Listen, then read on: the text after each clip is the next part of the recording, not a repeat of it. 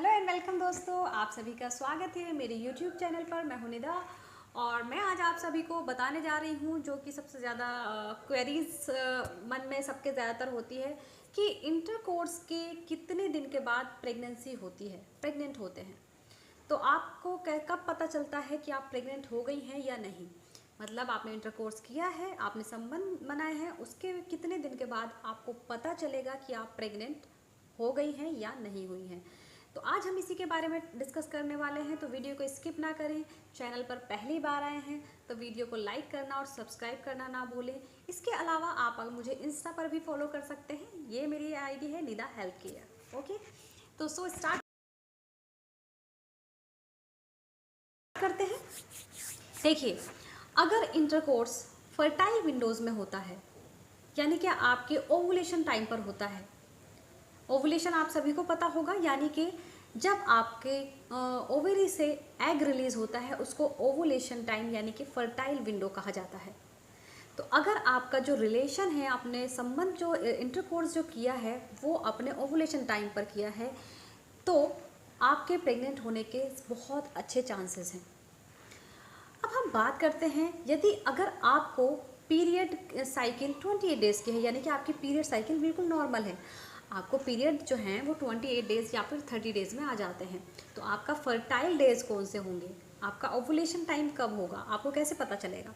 तो देखिए, तो जिस दिन आपका पीरियड स्टार्ट होता है वो कोई सी भी डेट हो, आपका जैसे मान लीजिए 1 तारीख को आपका पीरियड स्टार्ट हुआ है, तो आपको 28 डेज़ या 30 डेज़ में पीरियड्स आ जाते हैं नेक्स्ट मंथ। तो आपका जो फर्स्ट डे पीरियड होता है उसको डे फर्स्ट गिना जाता है, आप उसको डे फर्स्ट गिनिए, काउंट कीजिए, और उससे लेकर के 14, 13, 14, 15 जो डे जो आपका आएगा वो टाइम आपका ओवुलेशन टाइम होता है।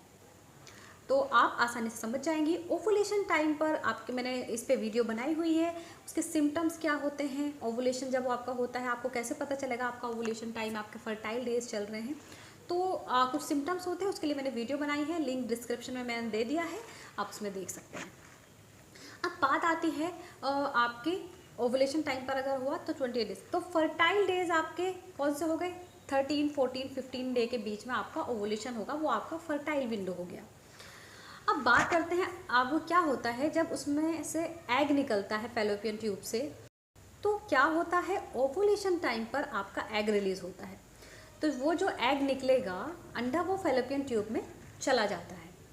उसके बाद क्या होता है, ओवुलेशन टाइम पर अगर आपने इंटरकोर्स किया है तो मिलियन ऑफ स्पर्म्स आपकी फैलोपियन ट्यूब में रहते हैं, और जब वो एग वहाँ पर जाएगा उस टाइम पर, तो जो मिलियंस ऑफ स्पर्म्स हैं वो वहाँ पर उसके अंदर पेनिट्रेट, उनमें से एक स्पर्म उसके अंदर पेनिट्रेट करता है, यानी कि अंदर जाता है, और उसके बाद वो जो एग है वो वहाँ से कम ये जो प्रोसेस होता है 1 से 3 दिन तक के बीच में होता है।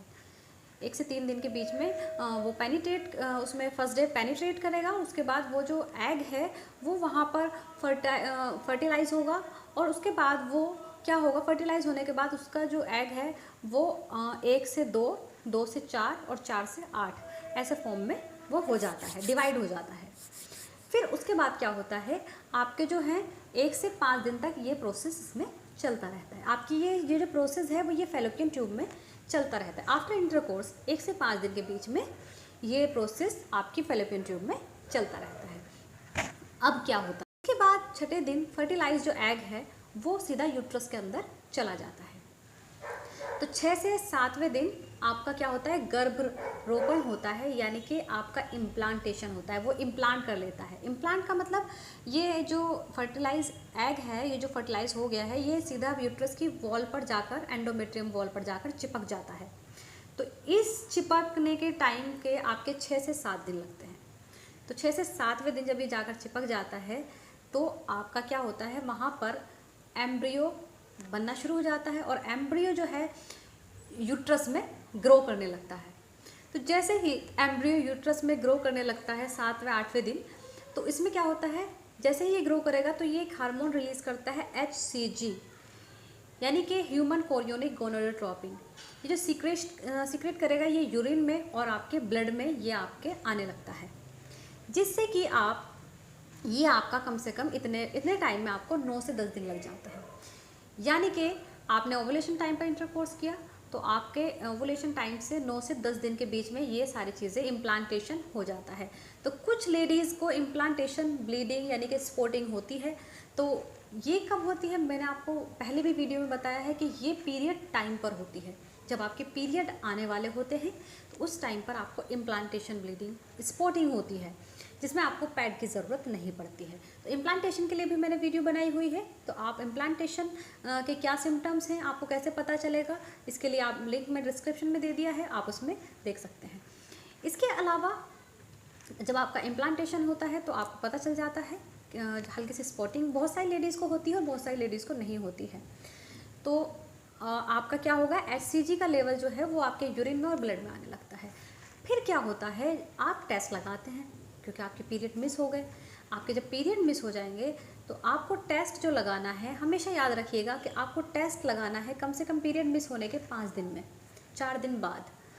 क्योंकि शुरुआती दिनों में जो HCG का लेवल होता है वो बहुत कम होता है, जिसकी वजह से आपका टेस्ट नेगेटिव आ जाता है। क्योंकि आप शुरुआत में जैसे आप अपना यूरिन टेस्ट करेंगे तो उसमें इतना कम लेवल होता है तो कि डिटेक्ट ही नहीं कर पाती है HCG को।